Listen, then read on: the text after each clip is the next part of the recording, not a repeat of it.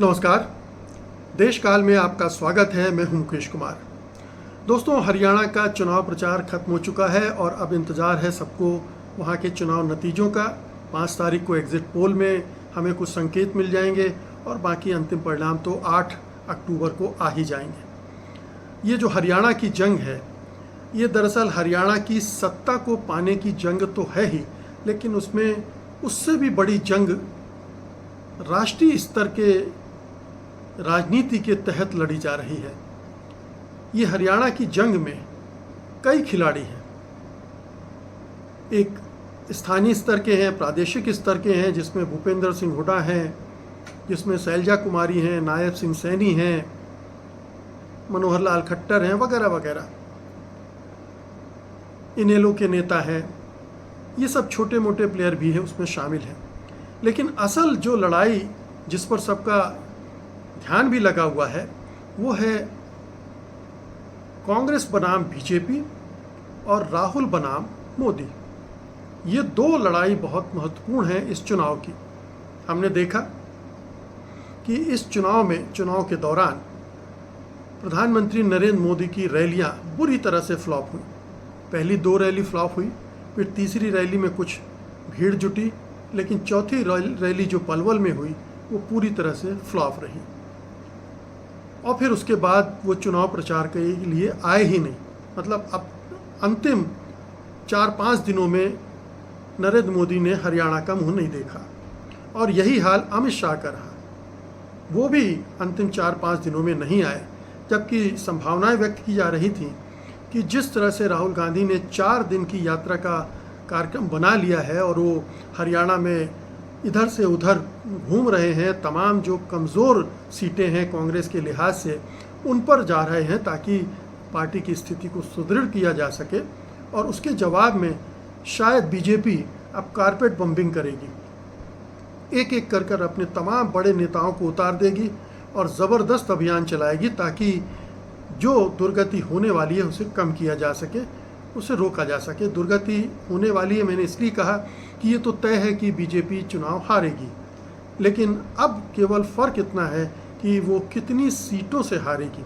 यानी कांग्रेस को 50 मिलेंगी, 60 मिलेंगी या 70 मिलेंगी या उससे भी ज़्यादा सीटें मिलेंगी, और बीजेपी को 15 मिलेंगी, 20 मिलेंगी, 25 मिलेंगी या 30 मिलेंगी। ये केवल इतना फ़र्क रह गया है। तो ये जो फ़र्क है, दरअसल यही लड़ाई का मुख्य हिस्सा है। और इसी से हमें पता चलेगा कि जो राष्ट्रीय राजनीति का खेल है वो किस तरह से शेप लेने वाला है। देखिए, मोदी जी की जो परीक्षा थी उसमें तो वो फेल हो गए, क्योंकि उनकी रैलियां फ्लॉप हो गई। साफ हो गया कि लोग उनको सुनना नहीं चाहते हैं, उनको देखना नहीं चाहते हैं, उनकी रैलियों में नहीं आ रहे हैं, उनको वोट नहीं देना चाहते, उनकी पार्टी को वोट नहीं देना चाहते, कम से कम उनके नाम को ले के आधार पर तो नहीं ही देना चाहते। ये तो तय हो गया। दूसरी तरफ राहुल गांधी के सभाओं में भीड़ तो बहुत आई, उनकी जो यात्रा थी वो भी बहुत कामयाब हुई, लेकिन क्या सचमुच में ये जो भीड़ आई, जो रैलियों की कामयाबी रही, वो वोट में तब्दील होगी? क्या राहुल गांधी का इफ़ेक्ट इतना ज़बरदस्त होगा कि ये जो 50 की बात की जा रही है कांग्रेस के लिए, उसको वो 70-75 तक ले जा पाएंगे? अगर राहुल गांधी के होने से 10-15 सीटों का इजाफा नहीं होता है, तो फिर राहुल गांधी की कामयाबी को लेकर, उनकी लोकप्रियता को लेकर, उनके आकर्षण को लेकर, उनकी बढ़ती रेटिंग को लेकर थोड़ा सा एक सवालिया निशान तो ज़रूर लग जाएगा। क्योंकि जो पार्टी जीत ही रही थी 45-50 सीटों की बात, जिसकी हर सर्वे कर रहा था, अगर उसे आप अपने प्रभाव से बढ़ाकर 70 तक नहीं ले गए हैं, तो इसका मतलब है कि आप भीड़ भले ही जुटा लेता हूँ, आपके आकर्षण हो, लेकिन आप उसको वोट में कन्वर्ट करने में सक्षम नहीं हो रहे। इस लिहाज से मैं ये कहूँगा कि ये चुनाव राहुल गांधी के लिए बहुत महत्वपूर्ण हो जाता है, क्योंकि अगर इस चुनाव में उनका ये इम्पैक्ट नहीं दिखा तो आने वाले जो दूसरे चुनाव हैं उसमें भी उनके इम्पैक्ट को लेकर सवाल खड़े होने लगेंगे कि क्या राहुल गांधी सचमुच में, कहा जाता है ना कि बीजेपी का एक कोर वोटर है, 18-20% का वोट उसका कोर वोटर है, और उसके बाद जो वोट आया था जिसकी वजह से बीजेपी लगातार 2 चुनाव जीती और तीसरे चुनाव में भी उसकी सीटें ज़रूर कम हुई लेकिन वो सरकार बनाने में कामयाब हो गई। तो वो जो एक्स्ट्रा वोट थे वो प्रधानमंत्री नरेंद्र मोदी की वजह से आए। नरेंद्र मोदी का जो नेतृत्व का जो एक माहौल बना हुआ है, झूठा सच्चा चाहे जैसा भी हो, उसके उनका एक जो भी पहले जो तो ज़बरदस्त आकर्षण था, वो 15-20% वोट अपने नाम से बीजेपी के खाते में लाते थे। ये कम हुआ पिछले चुनाव में, इस वजह से बीजेपी की बढ़त भी कम हुई। तो क्या वो जो मोदी अपनी पार्टी के लिए कर पा रहे थे वो राहुल गांधी अपनी पार्टी के लिए कर पाएंगे, करते दिखेंगे हरियाणा में? ये सही है कि जिस तरह का संगठन भारतीय जनता पार्टी का है और जिस तरह के इतने सारे संगठन उसके हैं जो सक्रिय हो जाते हैं चुनाव के समय, आरएसएस बड़ी भूमिका निभाता है, क्या उस तरह का संगठन कांग्रेस के पास तो नहीं है।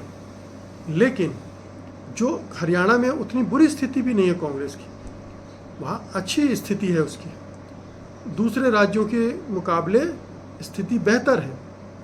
तो क्या हरियाणा में, ठीक है मोदी जैसा इम्पैक्ट ना हो कि 15% का उछाल आ गया, लेकिन 5-7% का वोट परसेंटेज क्या राहुल गांधी अपने तय कांग्रेस के खाते में ला पाएंगे? अगर वो ले आते तो राहुल एक बड़े हीरो के रूप में खड़े हो जाएंगे, उनकी मांग और बढ़ जाएगी, दूसरे चुनाव में भी उनकी डिमांड बढ़ जाएगी, महाराष्ट्र में खास तौर पर, और उसका इम्पैक्ट फिर बढ़ता जाएगा। और इसका उल्टा नरेंद्र मोदी के रैलियों, उनकी सभाओं पर पड़ना शुरू हो जाएगा। जो हरियाणा में हुआ उसी तरह से रिपीट महाराष्ट्र में हो सकता है, यानी मोदी की रैलियों में लोग ना आए, कम आए, और राहुल गांधी की रैलियों में लोग उमड़ पड़े। ये हरियाणा से महाराष्ट्र में जाएगा कि नहीं जाएगा, ये एक बड़ा सवाल है। और यही राहुल गांधी का एक बड़ा टेस्ट भी है कि राहुल गांधी हरियाणा में किस तरह की भूमिका निभाते। उन्होंने बहुत अच्छा किया कि शैलजा और भूपेंद्र हुड्डा को एक साथ ले आए, एक मोमेंटम बनाया, और आखिरी समय ऐसा मोमेंटम बनाया जिसका तोड़ बीजेपी के पास नहीं था, मोदी शाह के पास नहीं था, और उन्होंने हथियार डाल दिए, वो मैदान छोड़कर भाग गए एक तरह से। अब इस तरह की स्थिति बनाकर अगर कांग्रेस उसका फ़ायदा उठा लेती है तो निश्चित रूप से ये राहुल गांधी के लिए एक बहुत बड़ी जीत होगी। राहुल गांधी फिर का कद कुछ इंच और बढ़ जाएगा और प्रधानमंत्री नरेंद्र मोदी का कद घट जाएगा, और इसका इम्पैक्ट आपको देखने को मिलेगा महाराष्ट्र के चुनाव में, झारखंड के चुनाव में, और फिर दिल्ली के चुनाव में। बीजेपी के लिए ये एक बहुत बड़ा सेटबैक होगा कि एक अल्टरनेट लीडर मोदी के खिलाफ खड़ा होता जा रहा है, बड़ा होता जा रहा है। मोदी की पॉपुलैरिटी गिर रही है, राहुल गांधी की बढ़ रही है। ये एक बड़ा खतरा मैं इसकी बात अपने पिछले एपिसोड्स में भी कर चुका हूँ कि बीजेपी के लिए, मोदी शाह के लिए खड़ा होता जाएगा। लेकिन अंत में मैं फिर यही कहूँगा कि क्या हरियाणा में जो एक लहर चल रही थी, राहुल गांधी उसे आंधी में तब्दील कर पाए हैं क्या वो उसे सुनामी तक ले जाने में कामयाब हो पाएंगे क्या? ये 2 चीज़ें जो हैं, इससे तय होगा कि राहुल गांधी मतदाताओं पर कितना इम्पैक्ट डाल पा रहे हैं। वो जो बोल रहे हैं, जो कह रहे हैं, जो वादे कर रहे हैं, जो गारंटियां दे रहे हैं, जो कार्यक्रम उनके सामने रख रहे हैं, जिस तरह की आलोचना वो मोदी सरकार की कर रहे हैं, बीजेपी संघ परिवार की कर रहे हैं, उसका कितना प्रभाव पड़ रहा है। वैचारिक, राजनीतिक, आर्थिक, सामाजिक, ये तमाम मुद्दे जो उन्होंने अपने लिए इकट्ठे किए हैं वो कितना प्रभाव डाल रहे हैं, उनका जो अपना एजेंडा है वो कितना आगे जा रहा है, ये हरियाणा के चुनाव से काफ़ी कुछ तय होने जा रहा है। बहुत बहुत शुक्रिया आपका, धन्यवाद, नमस्कार।